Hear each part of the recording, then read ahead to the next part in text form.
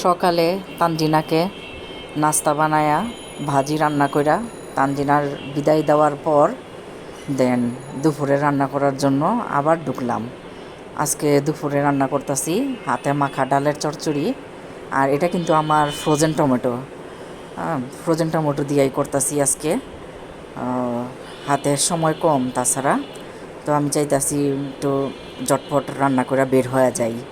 আর আপনার বট বাগার দিব, বট বের করছিলাম কালকে, তো আজকে বাগার দিয়া রাখি।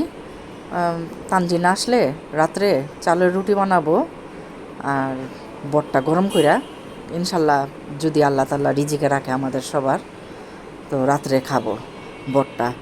এখন দুপুরে আমি রান্না করার সময় একদম রেডি করে রাখতাছি।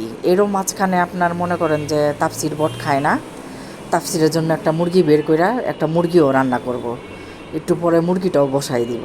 আসলে ওই পদে পদে রান্না করতে করতে বুঝছেন, 3বার 4বার আমার রান্না বাড়া পাকঘরে আমার আসতেই হয়।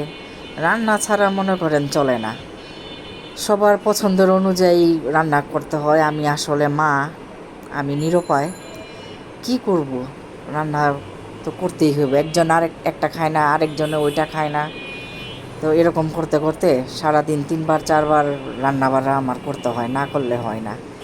আর এখানে কালারটা কিন্তু মাশাল্লাহ অনেক সুন্দর হয়েছে বটের কালারটা।